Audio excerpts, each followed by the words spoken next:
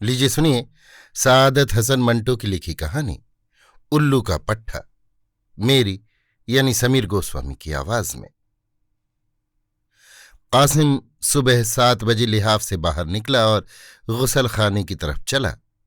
रास्ते में ये इसको ठीक तौर पर मालूम नहीं, सोने वाले कमरे में, सहन में या गुसल खाने के अंदर उसके दिल में ये ख्वाहिश पैदा हुई कि वो किसी को उल्लू का पट्टा कहे।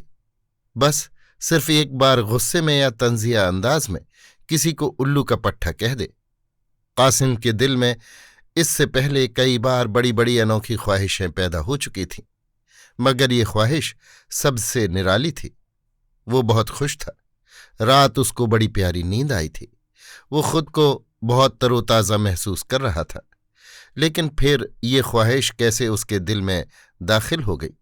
दांत साफ करते वक्त उसने ज़रूरत से ज़्यादा वक्त सर्फ किया, जिसके बाइस उसके मसूड़े छिल गए।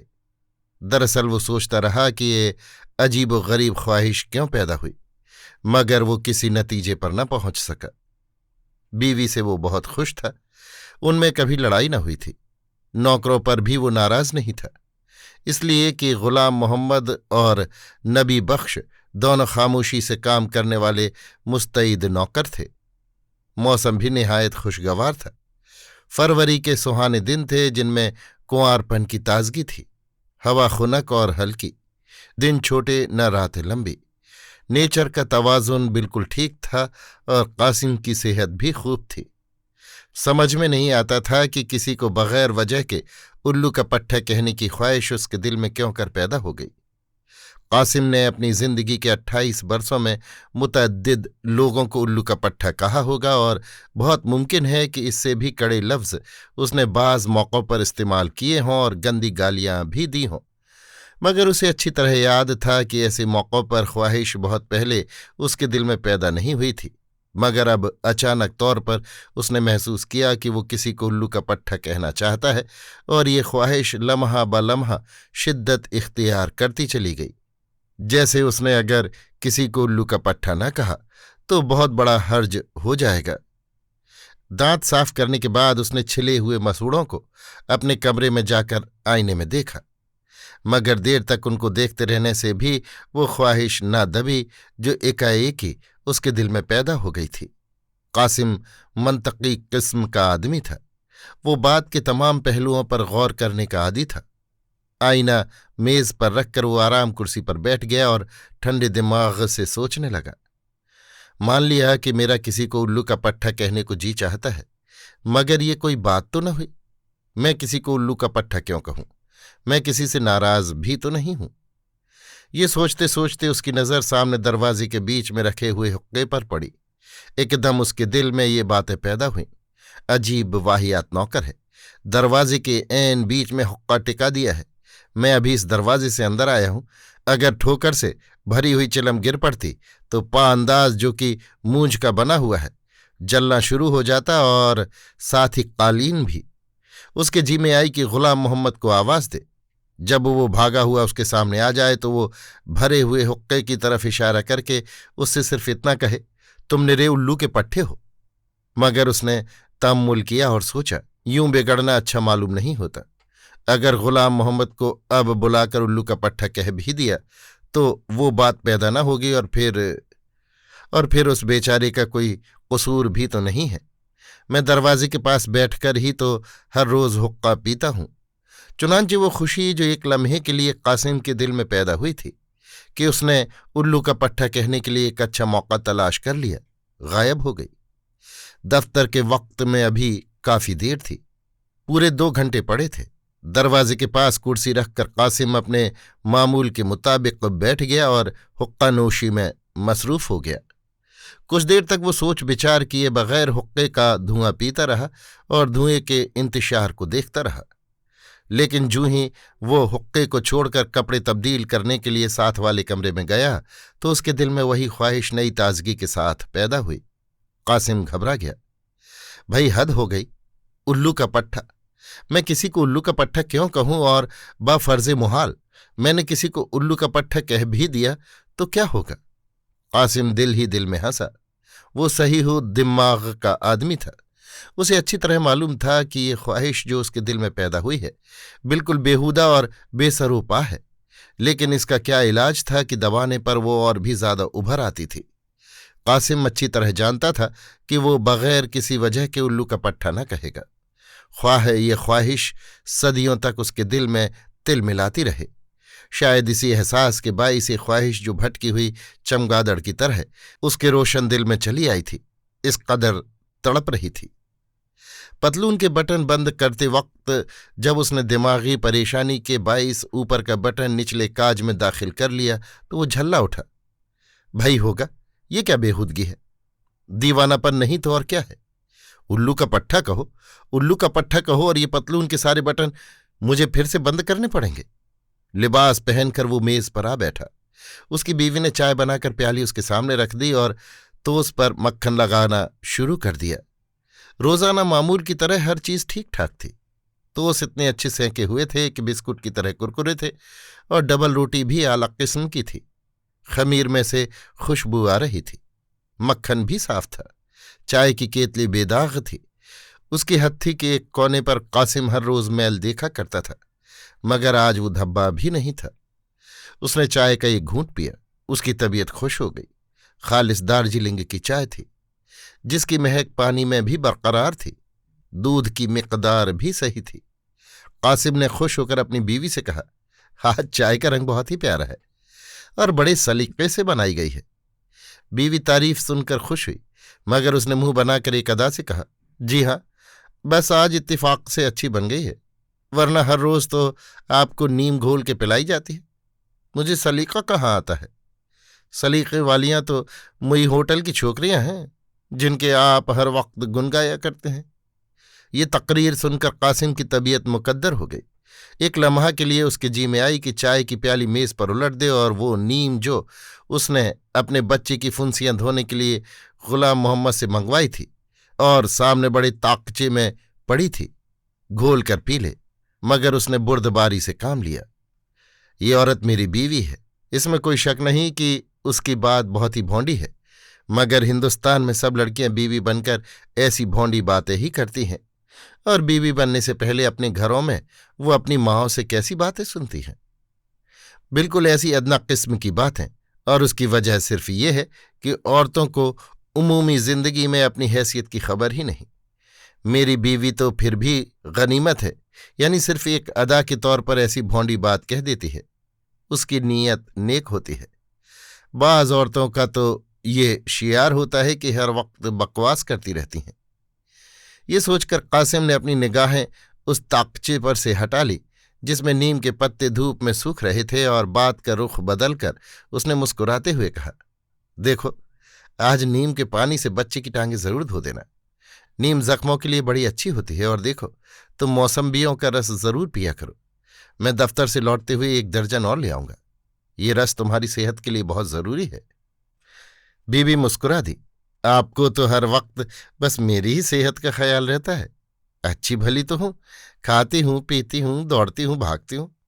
मैंने जो आपके लिए बादाम मंगवा रखे हैं, भाई आज 10-20 आपकी जेब में डाले बगैर न रहूंगी, लेकिन दफ्तर में कहीं बांट न दीजिएगा।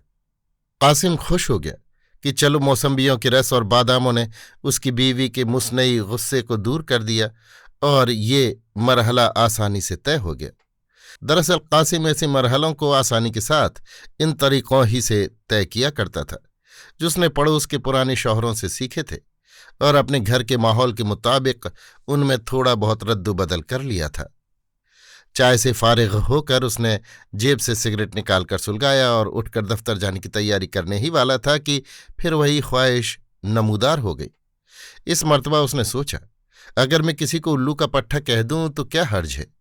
ज़ेरे लब बिल्कुल हौले से कह दूं, उल्लू का पट्टा, तो मेरा ख्याल है कि मुझे दिली तस्कीन हो जाएगी।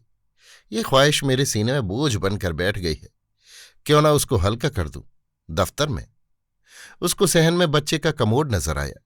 यूं सहन में कमोड रखना सख्त बदतमीजी थी, और खुसूसन उस वक्त जबकि वो नाश्ता कर चुका था और खुशबूदार कुरकुरे टोस्ट और तले हुए अंडों का जायका अभी तक उसके मुंह में था। उसने जोर से आवाज दी, गुलाम मोहम्मद। कासिम की बीवी, जो अभी तक नाश्ता कर रही थी, बोली, गुलाम मोहम्मद बाहर गोश्त लेने गया है, कोई काम था आपको उससे? 1 सेकंड के अंदर कासिम के दिमाग में बहुत सी बातें आईं। कह दूं ये गुलाम मोहम्मद उल्लू का पट्टा है और ये कहकर जल्दी से बाहर निकल जाऊं? नहीं, वो खुद तो मौजूद ही नहीं, फिर बिल्कुल बेकार है। लेकिन सवाल यह है कि बेचारे गुलाम मोहम्मद ही को क्यों निशाना बनाया जाए? उसको तो मैं हर वक्त उल्लू का पट्टा कह सकता हूं। कासिम ने अधजला सिगरेट गिरा दिया और बीवी से कहा, कुछ नहीं, मैं उससे ये कहना चाहता था कि दफ्तर में मेरा खाना बेशक 1:30 बजे ले आया करे। तुम्हें खाना जल्दी भेजने में बहुत तकलीफ करना पड़ती है। ये कहते हुए उसने बीवी की तरफ देखा जो फर्श पर गिराए हुए सिगरेट को देख रही थी। कासिम को फौरन अपनी गलती का एहसास हुआ। ये सिगरेट अगर बुझ गया और यहां पड़ा रहा तो उसका बच्चा रेंगता रेंगता आएगा और उसे उठाकर मुंह में डाल लेगा, जिसका नतीजा ये होगा कि उसके पेट में गड़बड़ मच जाएगी।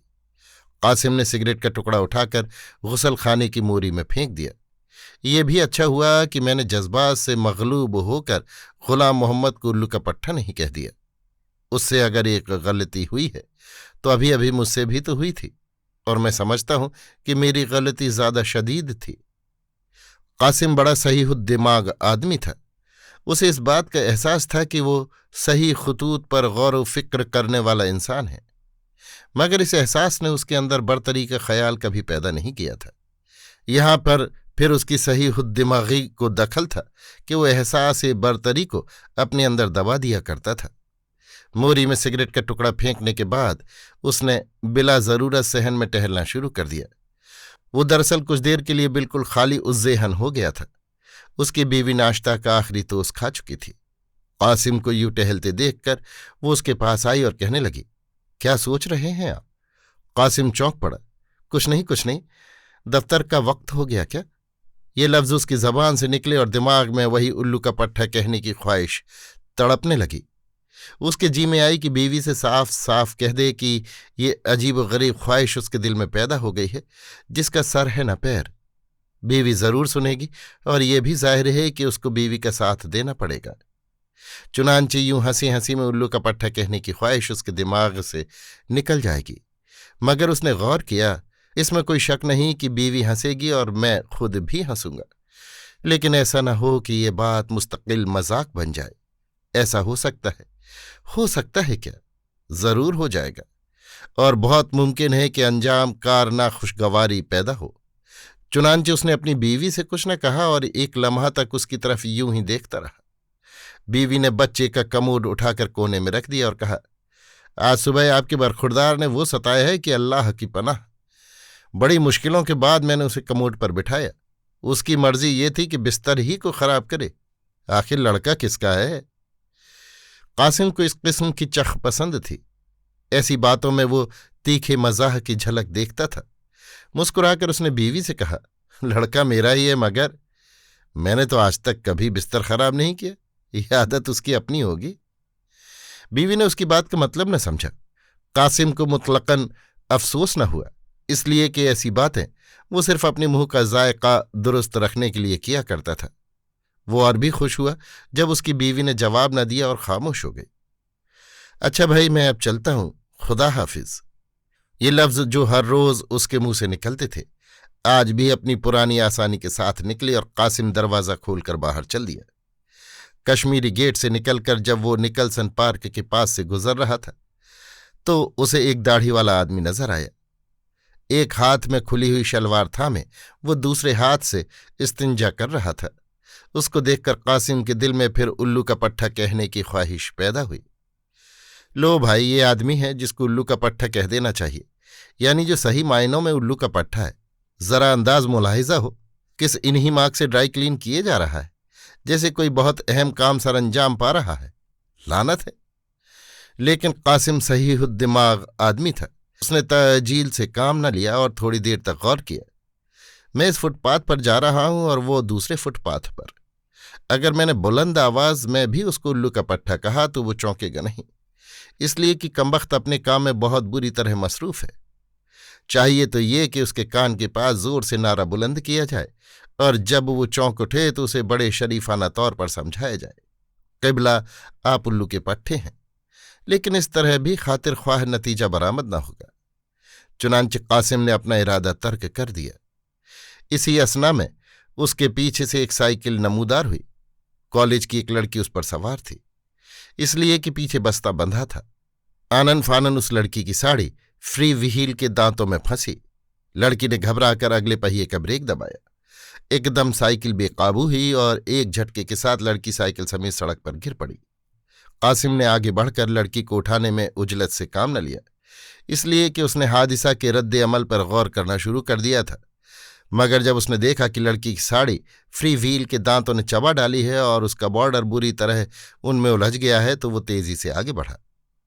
लड़की की तरफ देखे बगैर उसने साइकिल का पिछला पहिया जरा ऊंचा उठाया ताकि उसे घुमाकर साड़ी को व्हील के दांतों में से निकाल ले।